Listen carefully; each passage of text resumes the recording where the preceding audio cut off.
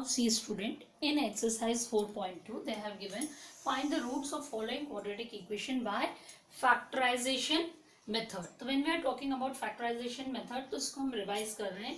ये हमने 8th class में we have studied this method. See x square minus 3x minus 10 is equals to 0. It is our quadratic equation. Factorize करना हो तो what we do generally, यहाँ आगे जो न्यूमेरिकल कोफिशिएंट होता है और ये वाला जो न्यूमेरिकल कोफिशिएंट है मतलब कांस्टेंट है, दिस इज द कांस्टेंट, हम इन दोनों को मल्टीप्लाई करते हैं. अब एक्स स्क्वायर के आगे nothing is there so we will consider it as 1. ठीक है, क्योंकि कुछ नहीं है. और यहाँ पे 10 है तो 1 और 10 का मल्टीप्लाई करेंगे तो what answer you will get the answer 10. तो ये जो 10 है, ये जो आंसर आता है इसका वी डू प्राइम फैक्टराइजेशन. तो इट विल बिकम 2, 5, 5 और 1. ओके, अब यहाँ पे जो प्राइम फैक्टर्स आते हैं इनको ग्रुप्स करना होता है. You have to group this prime factors in such a way कि आपको दो ऐसे नंबर्स मिले जिनको आइदर यू ऐड और सबट्रैक्ट. आपका अकॉर्डिंगली सॉल्यूशन आना चाहिए. मीन्स या तो इनको ऐड और सबट्रैक्ट करें तो आपका आंसर मिडिल टर्म जैसा है. That's why this method is known as middle term splitting. Clear? या फैक्टराइजेशन मेथड, क्योंकि हमने इसके फैक्टर्स निकाले, we have taken out the factors. तो देखिए मिडिल में क्या है, -3. मतलब इन फैक्टर्स को इस तरीके से एडजस्ट करना है कि आंसर आपका आए -3. You have to be very careful about the sign. Same way आपको इस तरह से भी केयरफुल रहना है कि ये दो नंबर्स जब आप मल्टीप्लाई करें तो ये answer should come equal to यहाँ का जो कांस्टेंट है अपना -10. तो आप देखें हमारे दो ही फैक्टर्स निकल रहे हैं, 2, 5 और 1. 1 को हम किसी के साथ भी कंबाइन कर सकते हैं, 5 के साथ, ये 2 के साथ, because answer will come same. 2 into 1 will B 2 और 1 into 5 विल बी 5. तो आप किसी के साथ भी कंबाइन कर दे. तो आई एम कंबाइनिंग, मैं इन दोनों को कंबाइन कर रही हूँ and I am taking this as separate. तो 5 into 1 will be 5 only and 2. अब 5 और 2 दो नंबर आ गए, पर मुझे इस तरीके से उनको एडजस्ट करना है कि आई नीड द आंसर -3. तो व्हाट आई डू, मैं 2 प्लस में ले लेती हूँ, दोनों के बीच में यहाँ पे माइनस साइन लगाती हूँ और 5 लिखती हूँ. देखिए सॉल्व करने पे आया -3.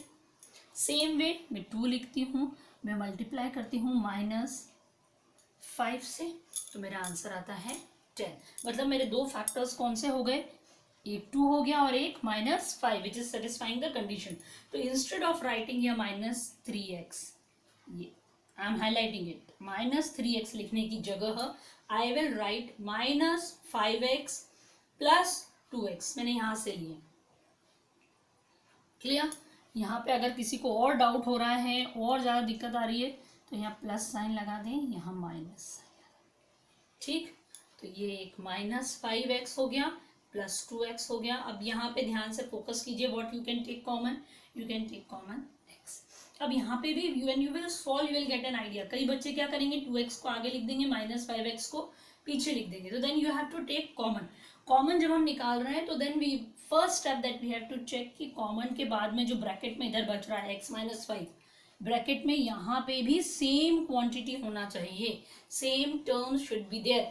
अगर कॉमन निकालने के बाद we are having different terms, इसका मतलब है कि you have done somewhere wrong. तो फिर आप दोबारा सॉल्व करेंगे, मतलब तुरंत ही पीछे वाले स्टेप पे चले जाएं, चेक कि वेदर आपने सही तरीके से कॉमन लिए हैं कि नहीं. यू कैन ऑल्सो चेक कि हमारे फैक्टराइजेशन सही है कि नहीं. यू कैन ऑल्सो चेक कि हमारी ग्रुपिंग सही है कि नहीं. बट आगे तभी बढ़े when you have the same terms in the brackets. जो कॉमन निकालने वाला स्टेप है उसमें, that means we are moving correct, वो ऑथेंटिसिटी. अब यहाँ पे दोनों कॉमन दिख रहे हैं, x - 5 x - 5, तो मैं x - 5 कॉमन ले लूंगी. तो यहाँ पे क्या बच जाएगा, x + 2.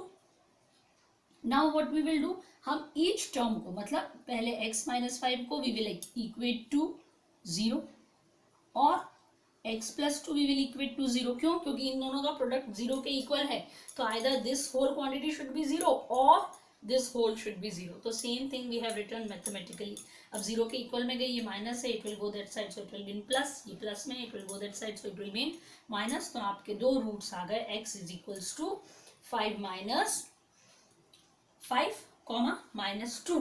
2 रूट्स जो हम कहते हैं क्वाड्रेटिक इक्वेशन में होते हैं. Concept clear?